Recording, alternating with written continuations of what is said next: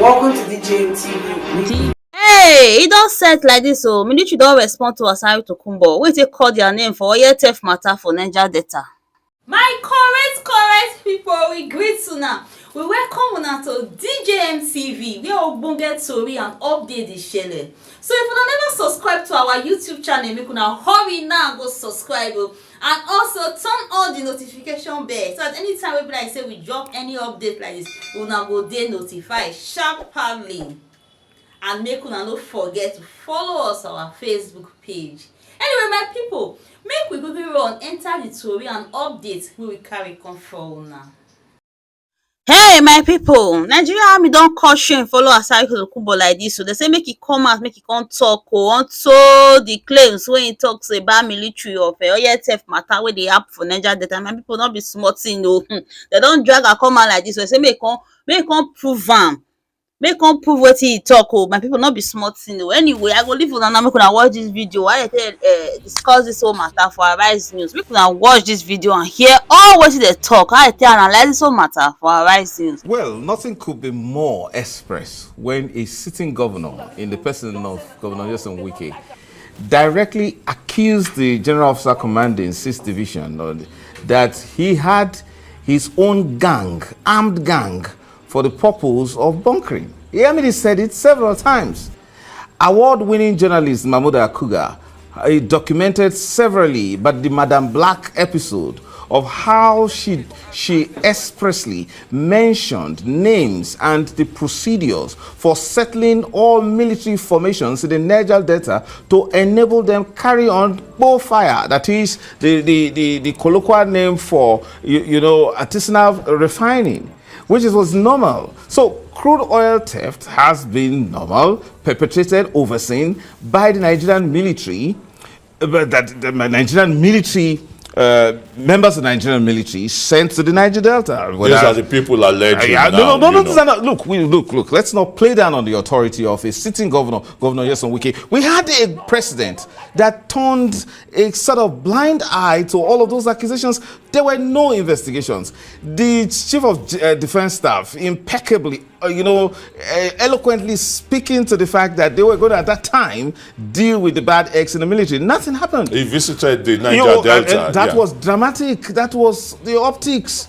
So Asari Dokubo's statement in the State Nigeria's House oil production did not come as news. But Nigeria's oil production, attested to by the overseer, the Nigerian National Petroleum Company Limited, they say it's going up about 1.79 million barrels why now. Why shouldn't we be that candid to ourselves? We had a Tompolo that was recruited by the government. We've seen this kind of outsourcing of state responsibility. The military couldn't protect oil installations in the Niger Delta. Now, and then there were copious reports, security reports, that they were aiding the actual bunkering of oil in Niger Delta, to the extent that the government had to buy peace, outsource the job of the military to general, in quote, Tompolo, to protect the oil installations. What are we talking about? It's know this truth. It's Asari Dokubo, a former militant leader, a man of integrity and impeccable, resume, to so allege. Is this an allegation from Asari Dokubo? We're talking about a man who led a movement, the Niger Delta Volunteer Force at the time. And he has severally boasted that all of these guys who run the military don't even know where these pipelines pass. They don't know any of these things. That only they, that is Asari Dokubo and his friends, the Boilous and the rest of them, that accepted the amnesty of blessed memory, the president of blessed memory, Yaradua. Well, they claim that only they and Shell actually know these points and that they are just jokers. And then these military... So then how would the military now be involved in bunkering when they don't know the pipelines? Okay, see the point here. The point is this. It is the connivance, the supervision of those who actually steal the oil. For example, for those who carry on this illegal petroleum refining, now connive with military officers, and then they go on. These are the claims, verifiable claims by the likes of Tompolo and Asari Dokubo. the president, former President Muhammadu Buhari, wouldn't have permitted that kind of arrangement that the NNPC and the other international oil companies, the Ministry of Petroleum, entered with a fellow like Tom Polo if they didn't have believed them that they had superior knowledge of how to protect those pipelines. So it was a state compromise. Now, look at it this way. First and foremost, let it start like this. The military couldn't protect those pipelines, couldn't prevent oil theft, and then we had a sitting governor providing copious information to the president that the military was involved. And he even named the GOC. So the military is asking that Asari Dokubo should name names, whereas the governor had named the GOC, had named several other persons. We saw all of these things were I'm sure there. That GOC must have long been gone now. Well, nothing happened to him, actually. We don't know how he ended up. I'm even talking about, what about the reports? The Inside the Niger Delta reports by Mamada Akuga, severally. What about those? Madam Black was on air. She was giving detailed, reports, detailed evidence of those she was settling on a daily basis. At the time, in Port Harcourt, the understanding was that it was the bunkered oil, that is crude oil, petrol that was refined in the creeks that was actually being sold in the petrol stations. It was that bad.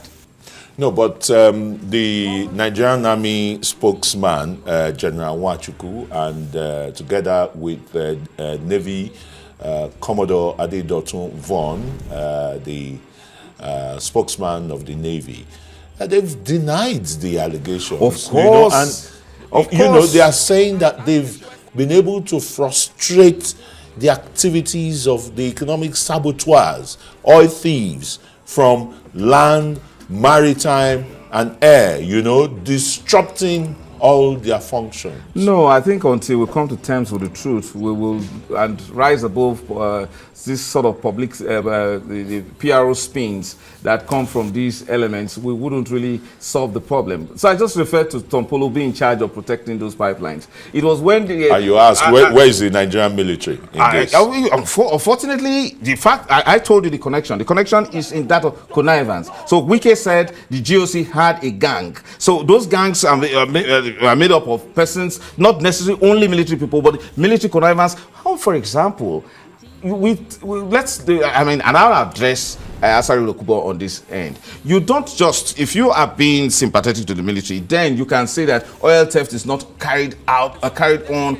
by the military alone. Indeed so. But the military connives with a lot of persons who are directly involved in stealing Nigeria's oil. Now, there is another dimension to oil theft and beyond breaking into pipelines. We're talking about what happens at the export terminals, where they actually take more oil than what they record, and then they take it into the high sea, and then they discharge it into other ships, and then before they export. So all of those forms of oil theft actually may not necessarily involve the military alone, because it also involves much more than that. The officers of NIMASA, NNPC, Customs, who are Ministry of Petroleum, a host of them at that port, at that terminal. So oil theft cannot necessarily be, limited to the military, but they play a pivotal role, and the allegation is not coming as news from Asari Dokubo. Rather, it came first from Wike, and then with a number of persons who are there, who are in the streets of Port Harcourt, who can tell you, name names, and can tell you those involved in oil bunkering and have settled military officers in the Niger Delta. Frank JT. I don't know. I think we'll just have to, give the Nigerian military a right of reply, and be expecting that the director Defense Information or the director Nigerian Army. I think the earlier response of the Chief of Defense Staff is more tenable, acknowledging that there are bad eggs in the military, and indeed it's so, because when top military officers in Abuja who actually formulate strategies and planning operations here are not directly involved in the creeks, what happens there? People, it's so easy to abuse the military force, and so there are indeed elements, bad eggs in the military, who have connived with those gangs that Wike once referred to and that are sabotaging this country. You see, Asari Dokubo's visit to the president is significant. The president doesn't have time to waste, and that he has realized that it is more important that those persons who can actually offer more practical solutions in the protection of Nigeria's crude oil should be engaged rather than a military that can be easily compromised. And it's something, some kind of serious house cleaning should be done in the military. And I think that kind of thing is what is more acceptable than a blanket denial by the Nigerian military. I think. Hey, my people, don't be smart, you know. Hey, military don't cut chain like this. They say, me, sorry, Dokubo, can't talk. Oh, hey, may can't explain, maybe evidence concept. Anyway, finally, update will carry come from like this. We're gonna drop in a comment and send a reason. And make sure don't forget to like and share. Wanna do well. See you in the next video. DJ